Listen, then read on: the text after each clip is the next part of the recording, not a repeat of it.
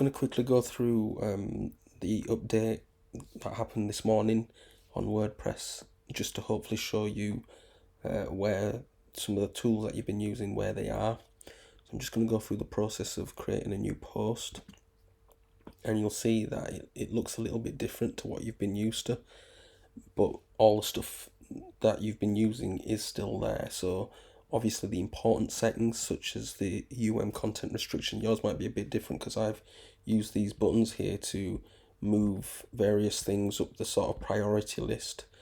So I've got my content restriction and my click tags right there immediately. So as you can see, you can shuffle it around depending on how you want to use it, where you want different things to be. So all that stuff, all this is the same. The tags are the same. Down here on the side, the categories, how you use them is the same. I don't think there's anything else apart from the tags here, where you would delete the tags where they've appeared. So yeah, that's all the same. So there's no change there. The main change is up here. So before, when you would create a block, you'd have something on the left hand side. Now it's all done through this plus. So if we click on the plus, that looks familiar. This is your commonly used settings, your commonly used blocks.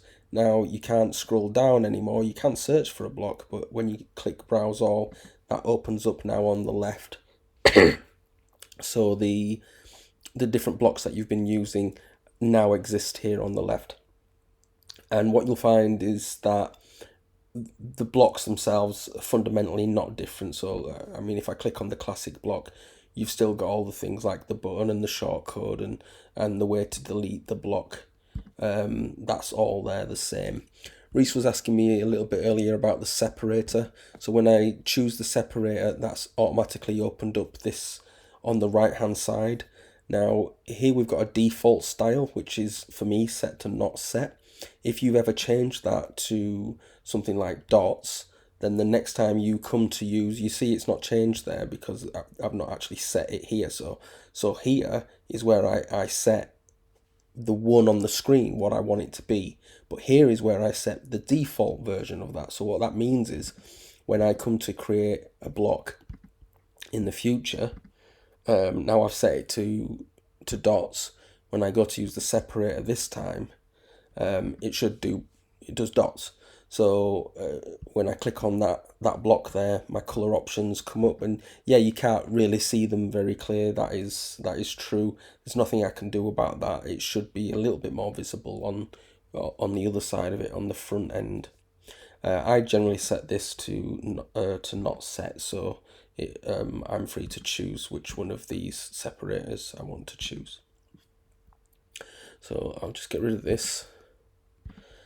Again, so creating a block, like I say, browse all, and you can see all those things are there, and they function in the same way pretty much as they were functioning before. I spoke to you before. Down at the bottom was the reusable blocks that I did a video on yesterday or the day before, where you could do the poster maker and the leaflet maker. Now that's no longer at the bottom, but you can see it's here, reusable. So if I click on reusable, this is where they exist. So you can just click on them and it will insert it there into a block. Then I can preview that, make sure. Now this preview button, you can see it gives you a preview on what your page will look like on a desktop computer, what it will look like on a tablet such as an iPad, and what it would look like on a mobile phone. And this is quite a nice function, I think, so you can see how responsive your page is looking, because some of our young people do access it on a tablet, some do access it on mobile phone. We don't recommend either of those, but they do access it that way. So if you're making a page and it doesn't look so good on a tablet or a mobile, it might be worth thinking about just adjusting some settings to make it look a little bit better. So I'm going to preview it in a new tab, which is what normally used to happen. You just press preview, it'd open a new tab, and it would give you the desktop version. So you can see here we've got this. This is how it was set up with the spoiler. Click the spoiler, and there's the online picture editor, and that will open in a new tab. And as you all know, I did a video on that where I created this poster. And that's within the pupil instructions section, so you can look at that. So yeah, there we go. That's like I say, pretty much everything is there as it was there before. So um, it just looks a little bit different. That's all. I think it maybe looks a little bit cleaner, because it was a little bit funny having this on the side and that on the side. Now you just got it all in one place, but everything that you were using before is there. A new thing I'm going to be doing a video on a little bit more coming up is this edit with Elementor. So it's a new function that I've just installed, and I've been playing around with it. It is not for the faint of heart because it's not exactly the most simple thing in the world. But it has some very nice features. So like it's a drag and drop, almost like the form creator. So you can really visually adjust things quite nicely. It's got some really nice functions. I'm really excited about what we might be able to do with the forms. But it's going to take some kind of getting used to for you guys. I'll just show you very quickly. I can automatically install names within these forms, which is quite a nice little thing to be able to do. I'll just quickly do this so that you can see what I'm talking about here. So that'll put my name because of course I'm the current user. And there's loads of interesting things that we can do with this. And then because I've created like a sort of a column, is that what I even meant to say? I'm not sure. I can put something else in that section here, like a YouTube video. And some of the other things that are quite nice, if I just preview this. You can create pop-ups, so when I didn't even set that, let me just set that. So if I go back to this,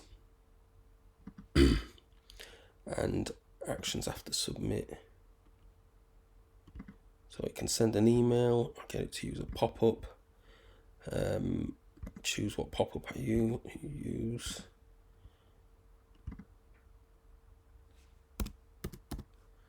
So I previously created this successful pop-up. This should do it. Have a look. So now when I send the work, he'll pop up with this at the bottom. And of course it would change the name for whoever was logged in and pressed that button. I had thought it would be nice to have a picture of one of you guys with a thumbs up or something like that. Cheesy, I know, but it's quite nice. It just maintains that connection with the pupils and us. So that's something that's coming up. The information about this Elementor.